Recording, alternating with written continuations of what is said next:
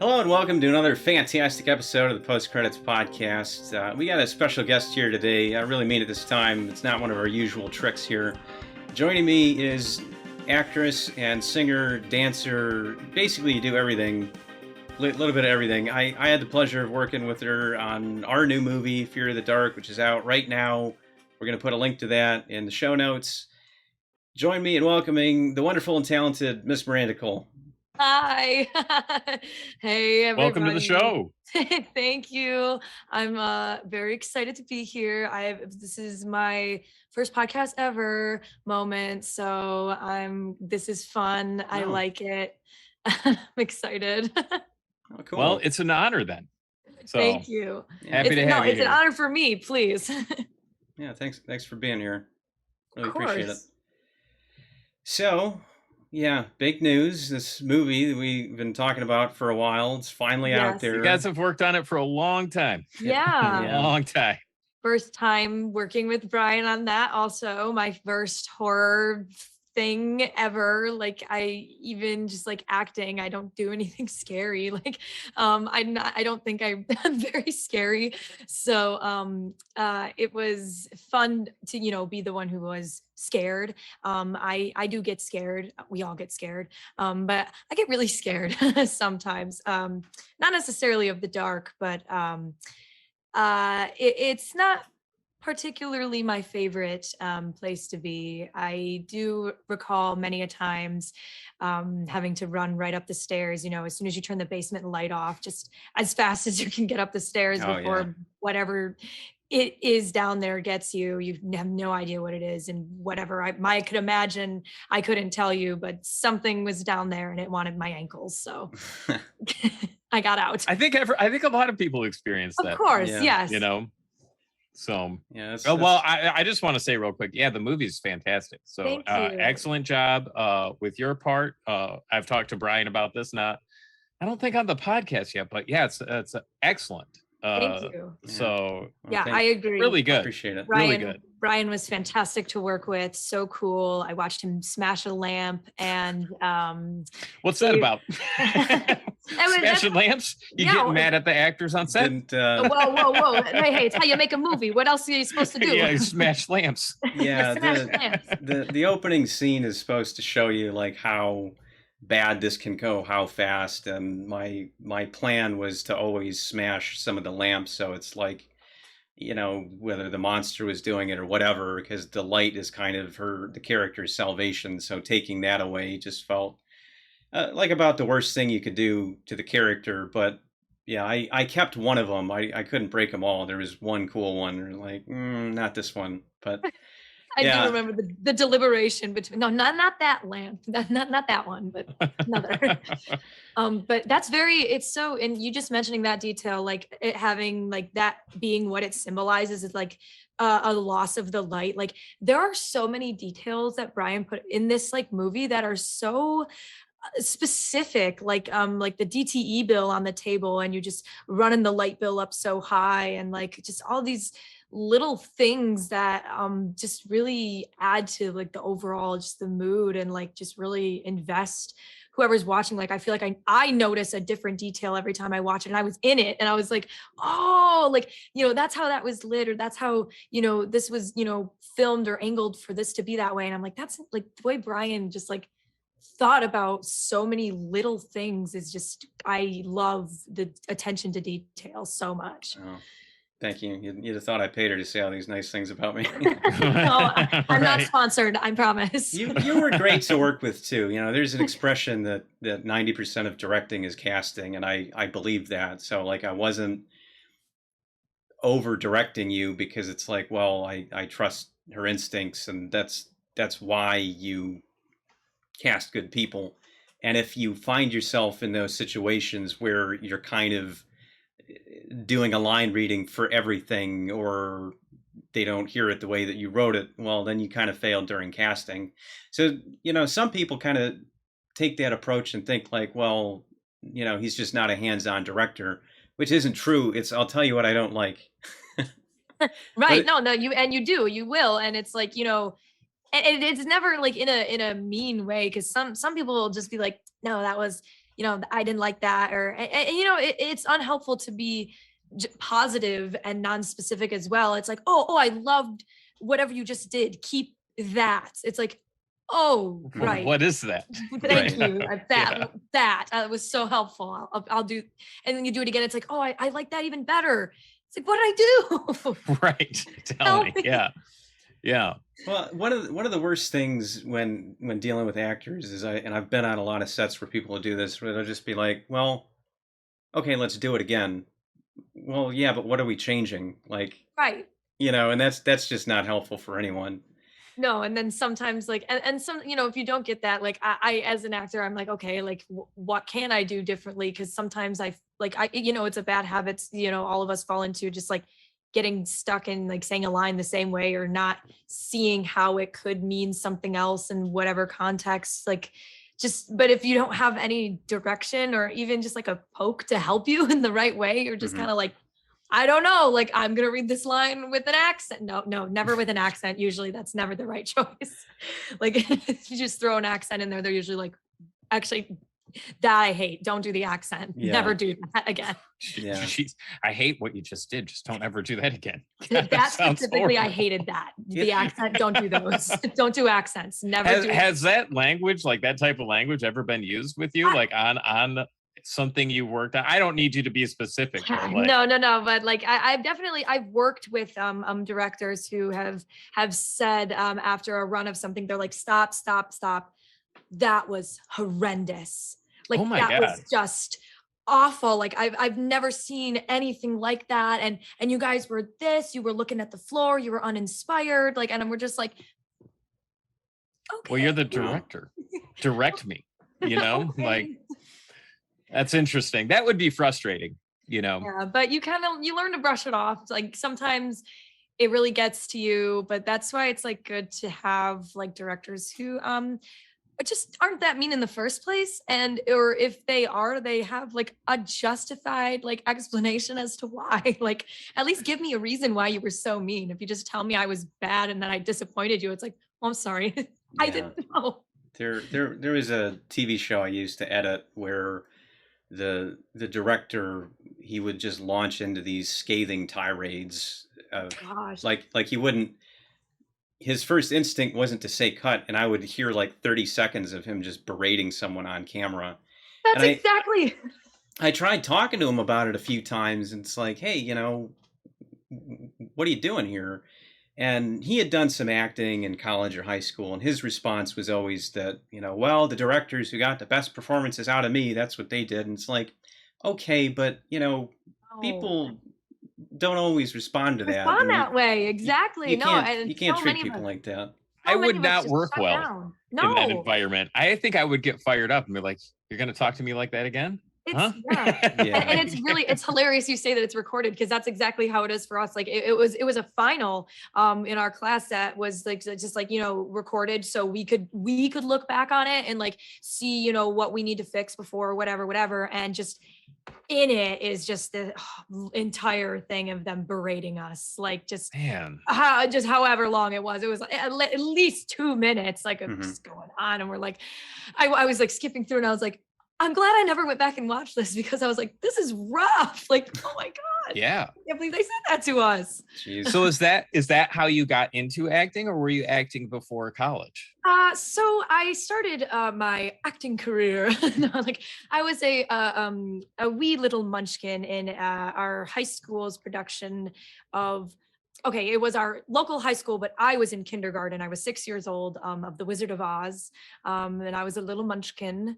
And it started there on that stage, and I had done at least 15 or so shows on that stage in high school, out of high school, like or like before I got into high school. But I've been doing like theater, acting, whatnot for a while, and then I started doing a little bit of film in like middle school. Barely. I dipped my toes in with a good friend, Andrew Sokolowski. I met him and we just did some stuff, but I never really, I don't know. I never thought I would do anything else in my life, I guess. Like, I don't know if it's just because I started young, but like, I really like doing it. And I just never really foresaw another career. For a second, I thought I'd be a veterinarian. Can't do that. Maybe a baker, not going to work out. I guess I'm going to be an actor. So I went to theater school at Wayne State and it was good. There were some good parts and bad parts, but I didn't think I'd do anything else. And I just want to entertain, really. Like, so a theater degree will help, but I want to entertain. I really want to do voice acting, like the most of all. Like, I want to be a voice on a cartoon or a video game. That's the end goal, but there's a lot in the works. We'll do a lot. There's a lot in between. Yeah, I don't want to spill the beans on that. I saw some of your voice work on that one project there. that one thing there. We're doing. Is it a project we can't talk about? I don't know. I don't know when it's coming out. Do I need to start pulling teeth? No. The trailer's out. The trailer's public. She played Pikachu, and it was adorable. The motion capture. The trailer's on YouTube. It's Stargazer Digital Media. They're doing a Pokemon fan film. I played the trainer and Pikachu. I could maybe Pikachu. Like, I could get a little in there. I was fun for me. I love Pokemon. It's my favorite thing in the world. So that dreams come true already. But like, to like originate a character on something, I'm coming for that. That's what I would love to do someday. Mm-hmm. Well, that's awesome.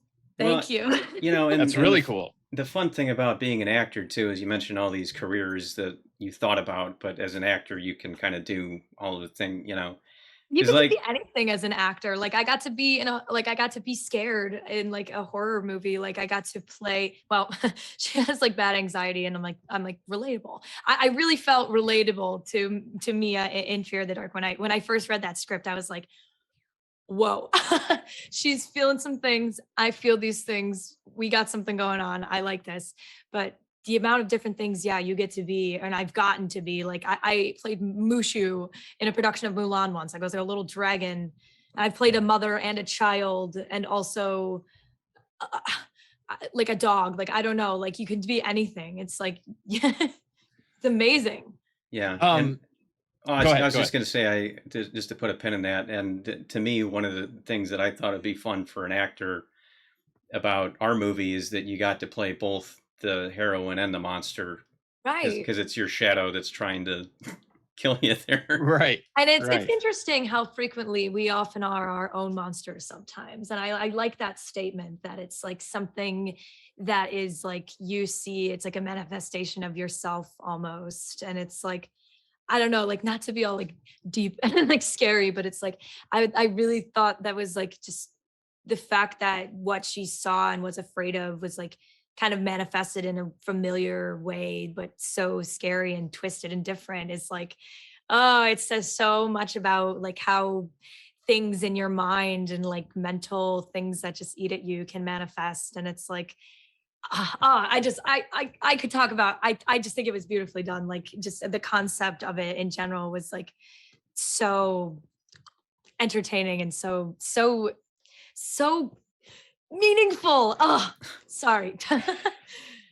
Well, I hope people that judge film festivals think the way that you do. So once we start submitting that, hopefully the response has been overwhelmingly positive. I mean, I'm really over the moon with that. It seems so. I just from like an outsider looking in, I would say that like people have been much more enthusiastic and energetic. Not to say that I have this thing where it's like I say something and it sounds condescending when it's like actually like coming from like a really good spot. Uh-huh. That's not to say that anything Brian has done has not been met with like enthusiasm, but it just seems like this is like it's like a larger wave, I guess is the best way to describe it. So no, it's great to see it. You know, Brian deserves it. You deserve it as well. So thank you. Yeah. I agree. Brian absolutely deserves it. If it looks good, it's because you guys made it look good. So I'll always be grateful for that. I have a question though. Yes. Why voice acting over, I guess, like regular acting? I mean, they're both regular acting. I just don't know how to describe it. Like, why would you lean one way over the other? So it's actually, This is an interesting question. It's hard. I do love live theater and just having that audience in front of you, evoking some kind of emotion, whether it's like being sad or laughing, whatever it is. Just being able to draw emotion from someone else is like a really powerful tool that actors get to mess around with. And I love to make people laugh. And just like feel good things or bad things for good reason. Everybody can learn lessons in theater, and there's really nothing like live theater. But voice acting, like, I mean, I would do either, obviously, if I had the opportunity for the rest of my life. But voice acting is like, it's like, I grew up watching cartoons and animation so much. It's like my bread and butter. I love it to pieces. I grew up hearing so many voices and listening to so many things, and just like picking out just like good characters and things. Like the one that comes to mind right away is like Dee Dee Magno Hall from Steven Universe. She voices Pearl, and she is just so emotional, and it's insane to know that like a real person is behind that, giving this voice and life to something somebody else animated, styled, created. Like, it's just the way animation moves, the way the magic that can be done within it. Like, you just can stretch so far in your imagination within it, and bringing life to things that are literally drawn on paper or your computer is like, to make characters in shows like this have you feel something. Like, it's still like a regular performance, but it's like, how did like that dog or like that person that is like on my screen, like, why do I feel like that's real? Like, why does that make me want to cry right now? Like, Right. it's just as powerful as any other form. But I think that it's like something about the additional layer of magic and imagination that animation layers over top of live performance, and just someone giving it all into like a mic in the studio. Like, it's so you can hear good voice acting from bad, like just like you can see good acting from bad, and it could totally make or break something. It's just so magical. I would just love to be even a fraction, a little piece of that somewhere, somehow. Well, I think that's a good segue, because I haven't watched the movie that we're talking about today. I mean, I've seen Paranorman before, but I haven't watched it in a long time. I got the feels from this. Like, it really hit me. I just forgot how just totally sweet it can be. Mm-hmm. I've never seen it. And I'd never. Well, what did you think then? What's right off the rip? Like, what did you think of this? I liked it a lot. I really, really did. It's horror animation is also, not something I'm not really into horror like as much. Like, I've seen Saw, like I've seen like a few things, but like animated horror is not something I feel like I've really seen a lot of, let alone like in general. Like, I don't see it existing a lot. So for it to be like a family friendly, it said like family comedy, it was like the 2012 it came out or something. I saw. I think it's so like ahead of where it was. I couldn't believe that it came out in 2012. I felt like it could have came out yesterday and it would have been just as good. It really doesn't feel aged or like an older movie for any reason at all, like 10 years, even though like, I thought, oh my God, like that's so, I could talk about it for a while. We're going to talk about it. I know. Sure. Yeah. Go ahead. I just know, I thought, just like even the opening scene, like just the setup with he's talking to his grandma, and you're like, oh, awesome, like that's so cute, whatever. He said something silly about the movie on the screen, whatever, and it's like how I know she's standing there in the movie, it's just staring at the zombie and she's screaming, but she's not running, like she's just standing there screaming at it, looking, and then like taking to the camera. like just screaming back at the zombie. Like, I'm like, they never run, they never do the right thing. So it's like already this movie's off to a great start to just like parodying like horror and like tropes and just like Yeah. little things that people are gonna notice. Like, and you know, she says something about something so like I remember hearing the line and I was like, this feels foreshadowy, like something about like, oh, maybe they could just resolve things if they talked it out. And you in the moment you're like, oh, like, okay, grandma, like that was silly, like, Right. but Right. you're like, that's what old people say, like. And so um and then you find out that but she wants to turn the air up, or wait, no, she wants to turn the heat on. She's cold because I said, I literally was like, okay, because they're cold always. And grandma is not alive. We find out. I'm like, wait, what? Already? You're like, what? Yeah, it goes into that world really quickly. Like you're just And kind of following along. And you're like, oh, this is the Sixth Sense. You know, suddenly, we're yeah, and dealing then with like this kid. grandma's got little shadows around her, little Mm-hmm. green like fire shadows, and I'm like, oh, like, so this, you know, this is how we're gonna symbolize who's alive and who's not, and like, you know, just figuring out. I'm like, right away, there's like a million questions. Like, is he the only one who sees these? Obviously, his family doesn't. Does people think he's crazy? Like, there's so many things right off the bat you have to think about, and I'm like. I'm trying to think of the movie Monster House is what the animation kind of gave me, like I can't remember when Monster House came out. That's like 2010s, early 2000s, something like that. But I think that's also it's claymation, yeah. Like I think that one's CG. that one yeah. is CG. I was gonna Yeah. say it's Yeah. inspired though, like by like the Sure, claymation it like, sure is. Yeah. for like. But I was like, there's no way. I remember I was like, there's no way. This is so smooth. I was like, are they just that good at like, are they that good at it now? Like, can you be that good at claymation? Well, they did some very interesting special effects work in this Yeah. movie that I didn't realize. So like the facial expressions were done through like 3D printing. It's called like rapid printing. Wow. So instead of like animating the face, like adjusting the face, they were literally swapping faces out like Mr. Potato Man.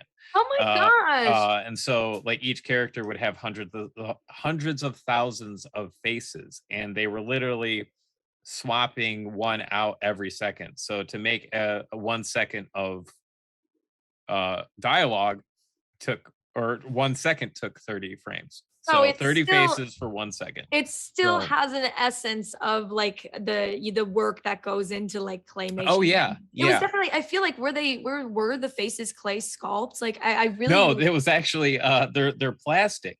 wow. And they were Oh, 3D printed. 3D printed, and then the color was also printed. And they did this weird, I don't even understand the technique and why it would be this way. But they were painted, but they had this like powder, this white powder on the faces after they were printed. Huh. And to get the skin tone to show up, the method that they would have to do was actually dunking the face in super glue. And then that like cured the paint and brought out like all the skin tones. Oh wow. You know what that is? That's because you do something similar when you make like fake masks and everything. Because the technique now that everyone likes to do is instead of latex, they use silicone. And because silicone because your skin is translucent. I mean, that's the reason why we're pink, is because that's your blood you can see, but there's so many layers of it. And like even like the skin tone, they'll add like they call it flocking into the material, and that kind of simulates the just like freckles or different pigments in the skin. But that's kind of like the plastic version of that. That's fascinating.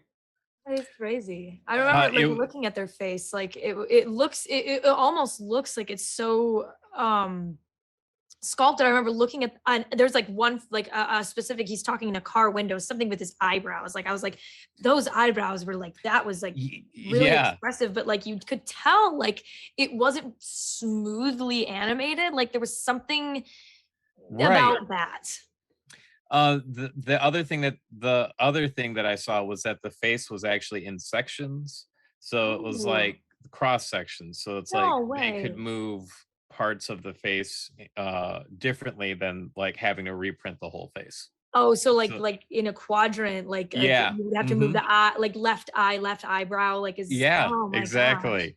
And See. painstaking Yeah. to see them do it. And it was really interesting to see like all the animators around the table with like these models and the sets. They had sets for this. And they were big. Like these houses were as tall as people. That's like the scale that they were working with. Mhm. So it's like the Yeah. 2-story house was like as tall as any one of us, you know. But then like to make like 5 seconds, there's like so much movement going on. You just see this blur of people like moving things a little bit here and there just to get a few seconds, you Yeah. know. Yeah. Nobody it knock was- it over. Yeah. Yeah. 'Cause Yeah, then they you gotta said- start all over again. One of the directors, it was towards the end, and there's like an explosion and there's dirt, and he's like, oh my god, it was a nightmare because we kept having to restart it because it's like we would animate something and then like a rock debris would get moved in the next frame. Oh And god. we couldn't go back to that, and we just have to start from scratch from like Oh, the very no. beginning. He's like, that was like the worst for us. No. So Do you That's- know? Oh, I'm sorry. Go ahead.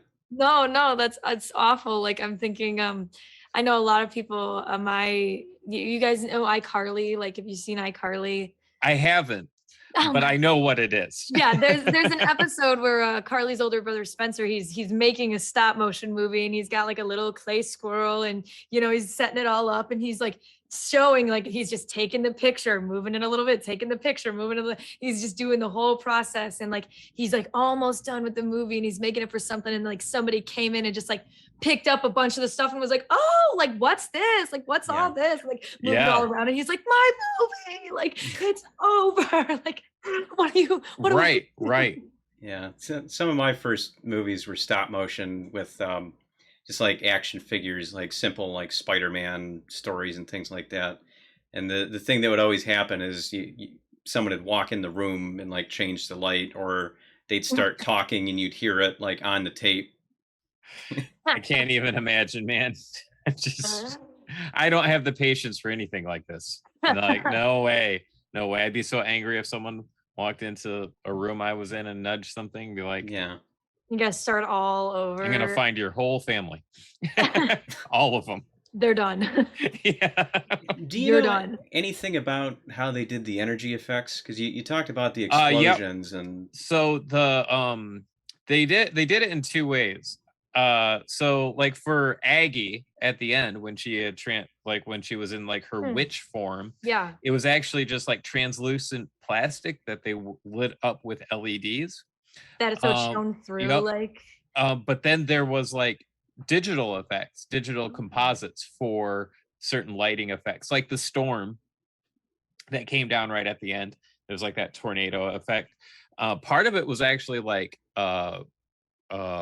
glued, it's almost like mesh that was painted Oh. black, and then around that was like particle effects, to like add to it. But like a lot of this stuff, more than I thought, was done practically, which is just like a whole bunch of magician's tricks. It was pretty incredible. Mhm. So because I assumed like more of it would have been CG, but they were Yeah. like, oh, let's do Crazy. this as much as we can. Yeah, it's I awesome. knew I it. love I it. knew it had to be like I was like watching it and like I was watching it with my girlfriend and she's like, yeah, if they do like a lot of like claymation and then this and that and I was like, it looks very inspired by that, but I'm like, I know that this looks so smooth. Like I've seen Nightmare Before Christmas. Like is that also like is that stop motion? That I was Yeah. gonna say that's for sure. Like it gives the same vibe, but I'm like something about this is smooth. I'm like, and then I'm looking at the effects and like these tornadoes and stuff. I'm like, okay, come on, like there's no way. Yeah. If they did, Right. if they did, Right. like that's amazing. But like, regardless, I mean, it's still amazing. But I'm like, well, there's no way. yeah. Yeah, they just did like a lot of really interesting things. Like one of them was I said like the tornado, the spirit tornado, or like the toilet paper skeletons that came up, like Yeah. how they did that was really unique. And it was like really just like dried like paper mache, but like how it was moved. And to go back to what you said, like it looks smoother, that's like a scaling issue. Like a lot of these models were larger than normal. So it's like they had a lot more ability to move them in littler increments. And so it would create that illusion of being smoother, you know? So yeah, it helps when you're doing miniature photography to have them be a little bit bigger, because yep. they usually use like wider angle lenses for that, and then it translates a little more realistically because the sense of scale carries over. And like that was one thing I kept marveling at in this, is just like the atmosphere and the sun going down and everything is so good. Oh, and like the lighting design and the sound design and the music, I was like, what was it, the synth? There was like every time like the zombies would come up, there was like a like the synth reprise like that would come on, and I was like, oh, like, I was listening with headphones and I was like, I love this vibe this is creating in the lighting with like all the purples and greens and like just and the shadows on everything, like like it just is so spooky. No, it is. And it that like atmosphere that you're talking about is one of the things that I really appreciate about this movie. It reminds me of like Halloween, even though it's not really like a Halloween movie. I don't think of Halloween when I watch it, or that season, but it definitely fits into that. And it has to do with like those types of colors, like the neons, but then mixed with like the dark purples and everything like that. It makes an awesome contrast. But it's a very specific color combination, Yeah, they did something similar to watching reminded me of there's a Gravity Falls episode, there's a couple of zombie things in Gravity Falls, but they do karaoke, and it's like it's a Halloween one, but it doesn't feel Halloweeny to me, but they have to sing karaoke to kill all the zombies or whatever, but it's like that it's a good episode. I think I remember that one. I really love that one. But it's the same thing with the lighting in that one, and like they use like the lights of the karaoke machine to create like purples and like neons, and it was like a Halloween party like vibe, and like all the neon colors mixed with like the zombie battle was just like like it just looks so good, like, and like it just like some purple, green, black, orange are those like, it's just a spooky colors, like something about that palette is like, I'm gonna scare you. Right. that show had really good color design in general. The show was just amazing in general. I love Gravity Falls so much. It's amazing just like how crazy it gets at the end with like Weird Mageddon. It's like, this will be like 2 episodes, and it just keeps going somehow. It gets worse. Like the first episode ends and you're like, this is bad. Like our characters are in a bad situation right now, and I don't like to see them there. Like I don't want you care about these characters because they're well written, their relationships were fleshed out, like they were really, really well written. And like I think that's why like the end like a Paranorman feels so like Norman is just so there's a lot of people I'm sure relate to being like the kid who is like really interested in a lot of things that nobody understands, and then because of it they get bullied or they're cast away, and like the bullying in that school is a serious problem. Like that's bad. Like they were like writing the stuff on the lockers and I was like, this is bad. Like this is not good. Yeah, he had McLovin from Superbad. I think that's who's doing the voice. Yeah, it was. Yeah. Was it really? Yeah. Yeah, it was McLovin. See, that was some of the one, like I was picking out voices left and right. That was one I didn't get. John Goodman was the uncle. Yep. I as soon the first time I heard him, I was like, who's that? That's I was like, Sully, it's Monsters Inc. I was like, it's Sully. And then actually the first one I heard, because he came in first, was the dad, Jeff Garland. He came in, I was like, this sounds like the dad from Daddy Daycare, like and that's like there's so many other things he's in, but I just know him from Daddy Daycare because I hear him. It's like, what do you want? What do you want from me? Like I hear it like coming in. I was like, that's him. That's Jeff Garland. Yes, Anna Kendrick is in this, and Casey Affleck, and the cast too. I'm like, how did I not see this with so many people in the cast that are like good names? Like these are good actors. Like what the heck?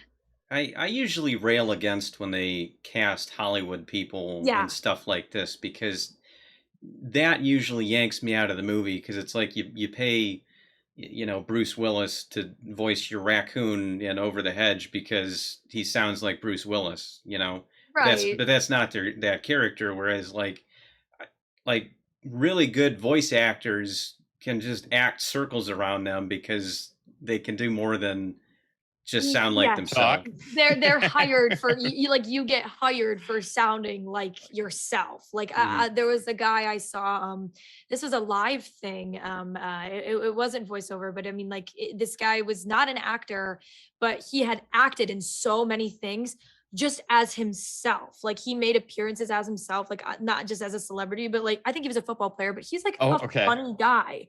Like he was just funny. So it was just like genuine. Voice acting, like that's the problem with like a lot of like the people you just hire from Hollywood. Like you're like, okay, like this is J-Lo, like this sounds like J-Lo, and J-Lo is not a voice actor. They're like, J-Lo is reading lines. Like no shade on J-Lo. I'm just like a specific Throw like all a the celebrity. shade. Like, Throw all the shade.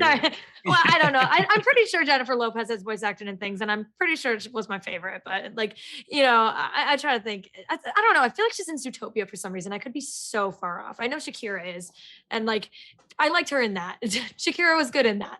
But like, it was because she was Shakira. She voiced the pop singer Gazelle, and I'm like, this is a parody of Shakira. She's supposed to sound like Shakira, like So it's hard. Like I'm trying, but like Ryan Reynolds is Detective Pikachu. It sounds like Ryan Reynolds, but I really liked that. Like it's not. Everybody wanted Danny DeVito, and I really liked that. I did not know anything about this. People wanted Danny DeVito to play Pikachu. There were memes everywhere circulating. They were like, "What if Danny?" But how did that start? How did the meme start? I think the Japanese voice actor for some of the Japanese like Detective Pikachu media, because that's where it originated. I think their games in Japan, and the voice actor is kind of like scruffy and like he's kind of got a lower voice. Okay. Someone's like, who would translate well to English? Danny DeVito. And so people just had clips of Pikachu like from the anime or whatever, and they just put Danny DeVito from It's Always Sunny in Philadelphia in there. And, it's just Pikachu talking, but he's like, I'm the trash man, I'm eating trash. Like it's like, so I wanted that to be, it would have been good though. Like I think Danny DeVito is a great voice actor. Like he was Phil in Hercules. Like then again, he just sounds like Danny DeVito, but he's got such a unique voice. Sometimes it can work, and that's kind of what I wanted to circle back to here was I think it really worked well for this movie. Oh my gosh, this is big. I love this. I think his name was Mitch, the big beefy guy, who Courtney, the sister, was flirting with the entire movie.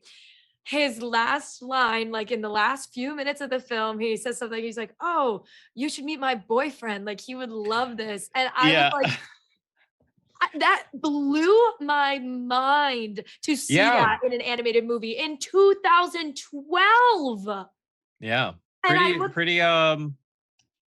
progressive. I looked it up, and that is the first openly gay character in an animated movie.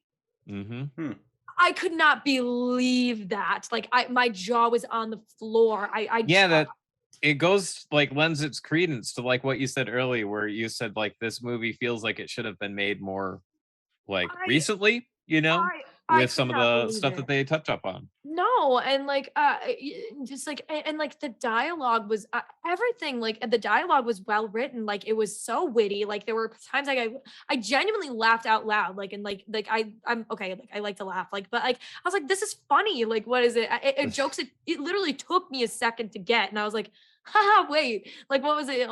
He was in the bathroom, and he was like, oh, something, or you need to swear. And then he's like what, the F word? Like, like, oh my God, like this is so well written. Like who wrote this? Like, this is good.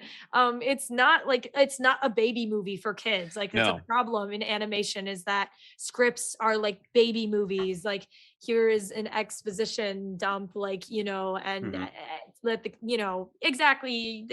There's so many movies like that. This movie was not insulting. to like No. anyone, like people's intelligence or anything. You No. know, I feel like exposition can easily like go past into that realm where it's like, oh, suddenly it feels almost yeah, patronizing. yeah, exactly. You And know, you're like, okay, okay. yeah, I but- don't like you anymore. There's a That's couple what of I feel like recurring exposition themes does. Yeah. in here, and probably one of the biggest ones is, don't fear people because they're different. Mm-hmm. Because whether it was the parallel with the ghosts there, or like even Norman, like he starts out and everybody just kind of hates him because he's weird. And Well, I mean, but, he is talking to a dead raccoon that was run over. well, you know, but it's- they That don't part know was so that because they cute. He just was don't like, "Hey, buddy." see what he sees. right. And by the end, everyone kind of comes around. But like even the zombies, I thought was kind of an interesting role reversal because they're Yeah. not these rampaging monsters. They're hiding from the people, kind of like not the Right. other way around. Yeah, no, it's like, and that, they put a really, obviously like the paranormal ghost, whatever twist, sci-fi, all that on it. Like, they put that on there, but at the core of it is, it's like, don't be afraid of people you don't understand or who are different than you. Mhm. And that could, that could mean so many things. Like, like whether, even if they don't see dead people, most, but like, Yeah. it's such a blanket statement. Even that Mhm. line there you mentioned about the grandma, where it's like, I bet they could solve this if they just talked about it. It's like, yeah, because that's what people don't do. Nobody They ever don't. thinks to do that. They You just laugh. make assumptions about someone else's intentions, and that's how you have misunderstandings. And that's Right. exactly too, like when Courtney's like flirting with him the whole time and he's just like literally like a brick. And I'm like, okay, this guy is just like not with it. Like he just obviously he's not interested, but I'm like, okay, like that's funny. Like he's just not interested.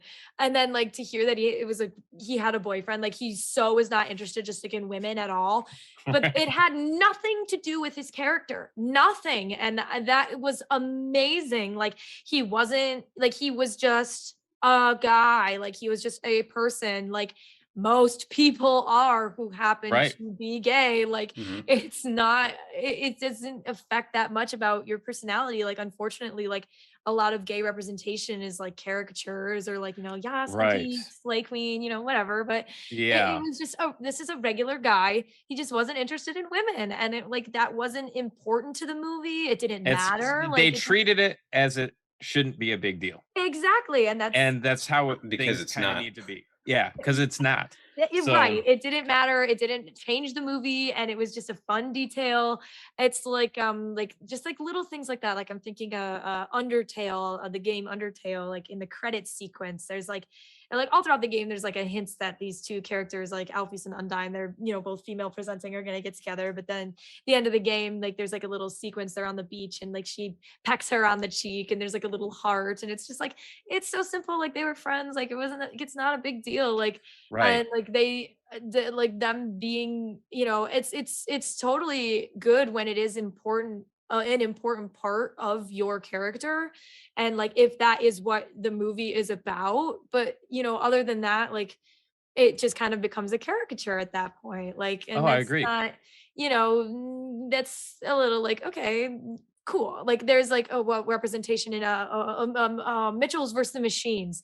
I can't remember the protagonist's name, but she's got red hair, and she at the end I think she was interested in a girl. She was like talking to a girl the whole time, but she had like rainbow pins and like a sticker on her laptop. And it's just like representation in those little ways where it's like an important part of your character, but it's not everything you are. Like, because there's more to people than just their sexuality, and that goes for anybody, I agree.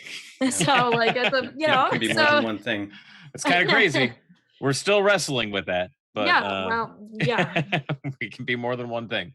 Oh man. One thing that I really liked about the story is that how it touches up on like retribution and vengeance, and how that's not necessarily a good thing. Like sometimes there's definitely some things that I think people might experience or have experienced where it's like, yeah, you kind of got to go after that. You kind of got to do something about that. That's too much of a wrong.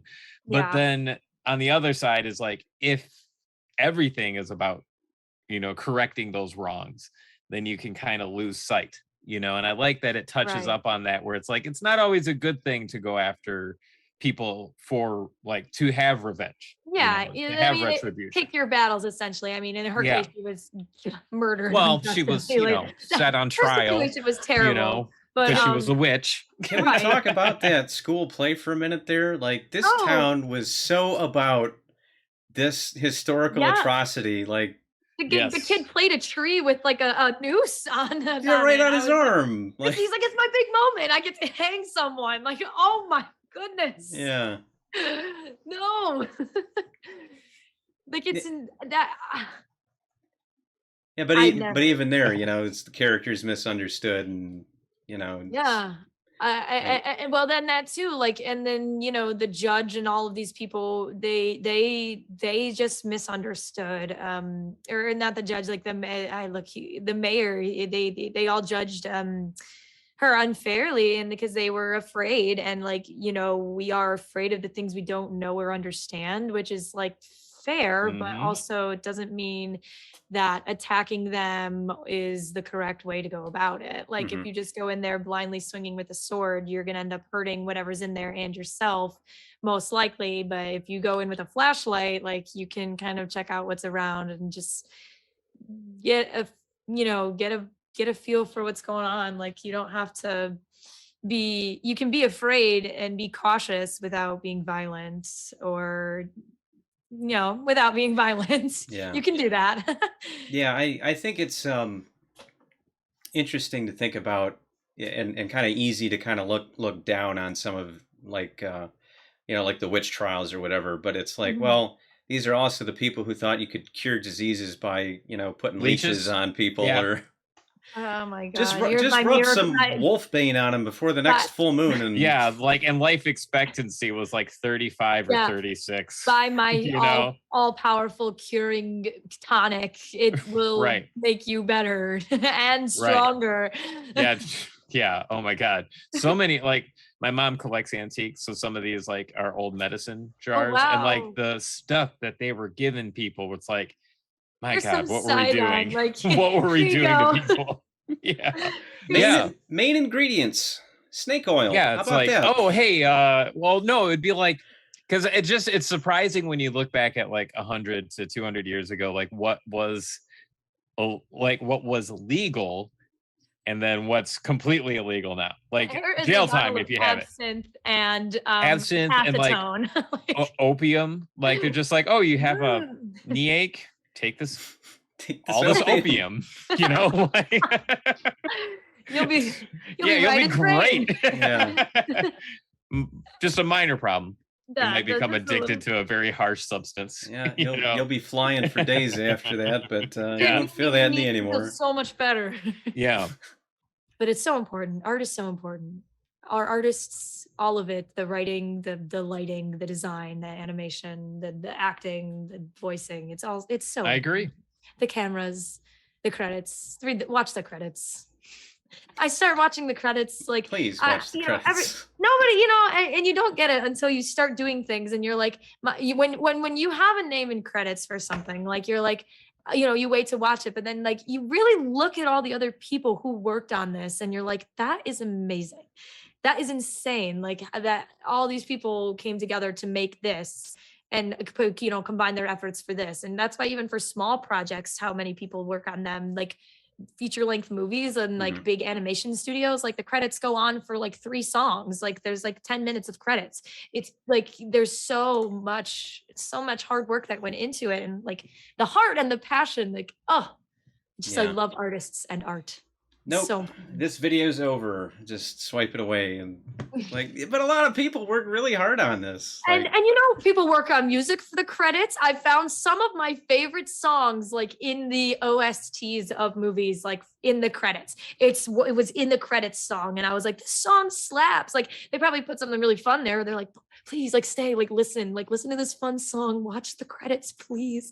But I just I've been watching them, and just like, I really, like, in every movie I watch, kind of just admire, like, and see how many names I can recognize. Like, did you see this person worked here, there? Like, that's what they do. It's like, it's just as important as, the things that you saw on the screen. You wouldn't have seen any of it if all these people hadn't worked together. So, right. Oh, it's beautiful. What do you got coming up? What are you working on now? So we just wrapped Power Rangers Gem Paladins with Zenith Films. That took like a long time. It took a year almost, probably a little longer. Yeah, no, about a year longer. And that is going to be out sometime in August, I think. I'm still waiting for the Pokemon fan film that Stargazer is putting together. I'm still waiting for that to come out. Excited to see that one. There's a lot of CGI work in it involved, like a lot of models, but like I've seen shots of like me standing next to a Blastoise and I'm like, holy crap. Like, and then like I'm looking up the stairs and like, there's legendary Pokemon in front of me. I don't want to spoil which one it is, but I was like, holy crap, like it's there. I think that's a lot of what I have that I can talk about right now. Things coming up with Brian soon, more projects. Yeah, Brian said he's working on a new project already. Gonna work on together. Anything you want to talk about? I'm still letting Fear of the Dark have its moment in the sun right now, which is, I mean, it's still so fresh and everything, but obviously Fear of the Dark. Everybody go watch that. Indeed. Oh, it's great. I can't praise it enough. So excellent work on both of your parts. Thank you.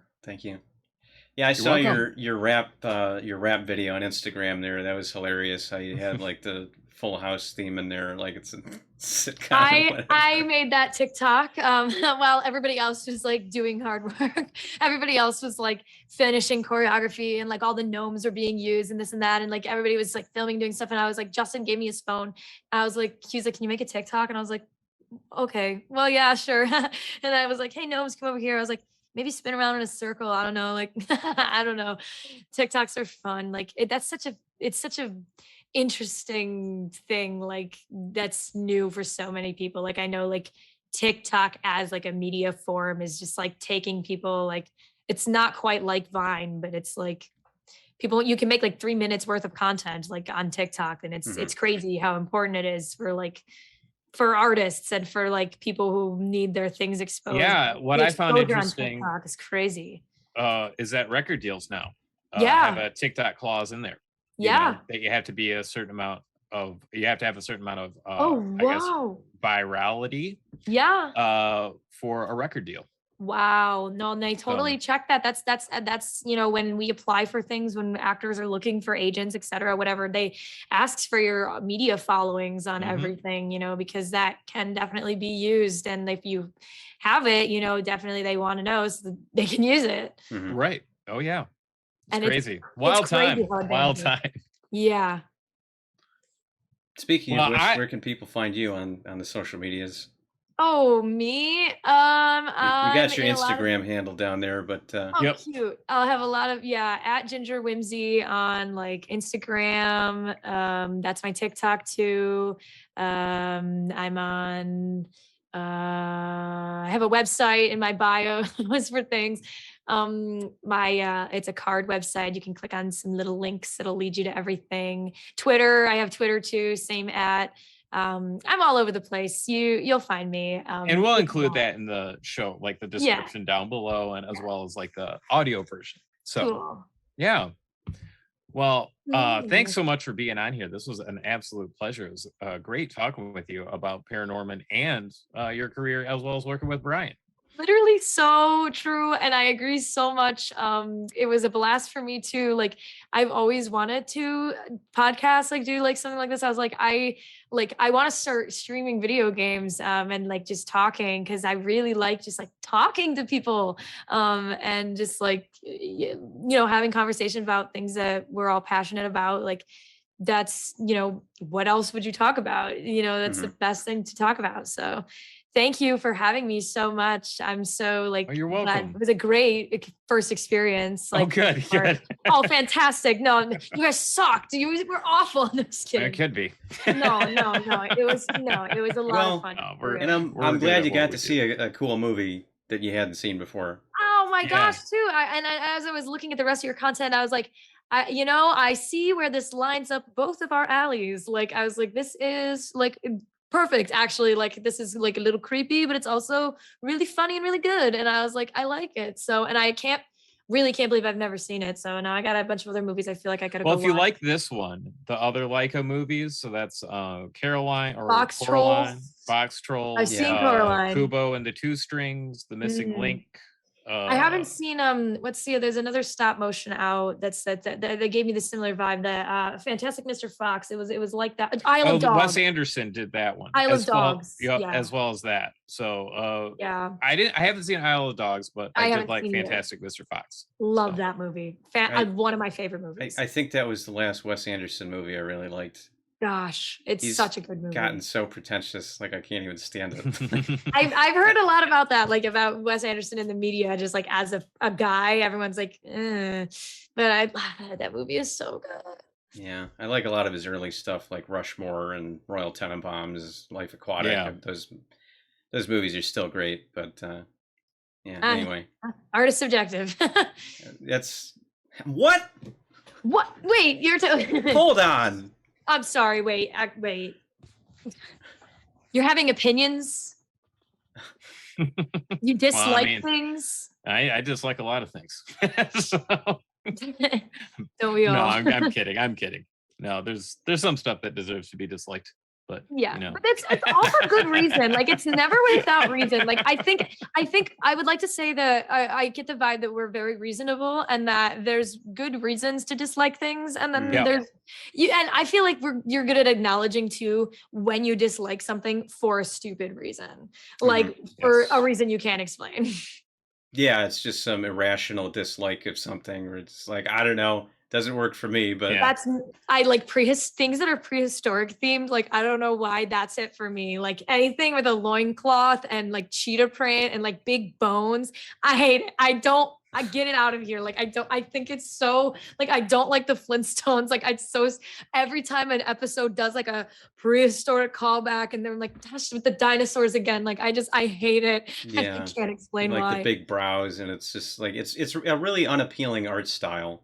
It's just, it's ugly and it's stupid and it's silly, and they're like, ooh, like, okay, fine. Like, I don't know, like, whatever. Like, I'd much rather watch something set in the future. Well, and just as a final point on Paranorman here, now that we've spent 20 minutes not talking about the movie, that was the other thing too, is like, I like the art style in this, and I don't know why, but like, usually, not that this was adult oriented, but it wasn't kid targeted either. No. And usually when there's cartoons for both, I don't know why, but like the art style is really unappealing. Something suffers. Well, like Rick and Morty. I love Rick and Morty, but like when the scumbag characters, they got like the meth teeth, and like they're ugly. just crazy like looking. Rick and Morty is ugly. But I don't know why that has to be. It's like every time there's an adult cartoon, it has to have a terrible art style. Yeah, well, there is the adult cartoon style, like Family Guy, American Dad, The Cleveland Show. Like, they all look the same and they're all ugly. That's all ugly and bad. Like, and I don't know why they do that. At least Rick and Morty does some 3D sometimes. Like, yeah. God, give us something, but it's just the rest of it is like ugly, ugly, ugly. And that's too, I wondered, was the target audience for Paranorman, like, was it, I couldn't imagine it was younger children. Like, I feel like it was pretty mature, like teen audiences. Like, it gave me like Invader Zim vibes, where it was like, they made this for kids, but like, this isn't for kids. Oh my God! Speaking of unappealing art, there, like I watched the Invader Zim movie on Netflix like recently, because I didn't realize that they did one.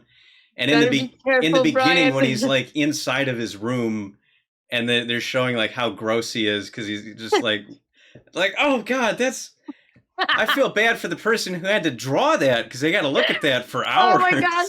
Invader Zim has always been so ugly. Like, he's got organs spilling out of him, and it's like, he's just like, or the moose with like the stupid eyes. Like, oh my God, it's so ugly. It's so good. It's okay when it's supposed to be, but I just like, I couldn't imagine that it was like, I was like, this feels scary for like younger audiences. Like, even like Paranorman, like if I was young, like I might be a little frightened, maybe a little like, it's like Monster House was like scary, but also Monster House was like kind of for like the teen, like also more, and that's why it's kind of more appealing for like family too, because it doesn't feel like it's like baby horror.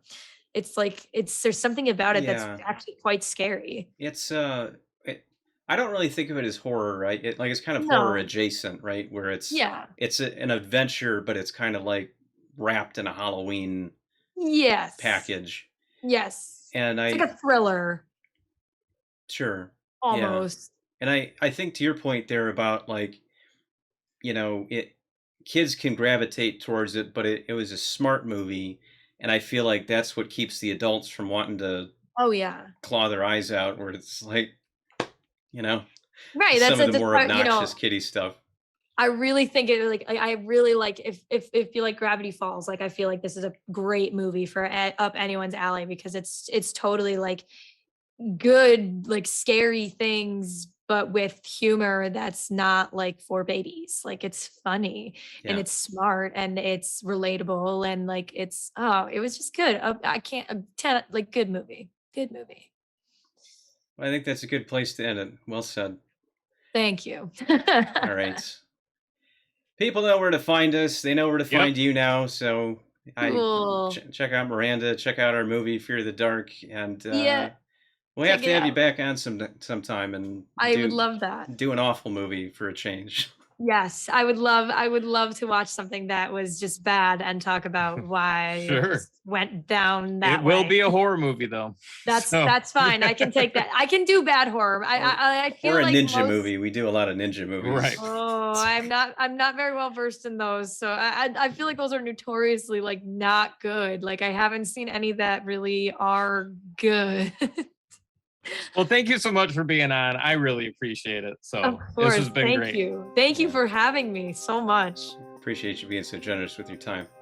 Oh, I appreciate it. Thank you.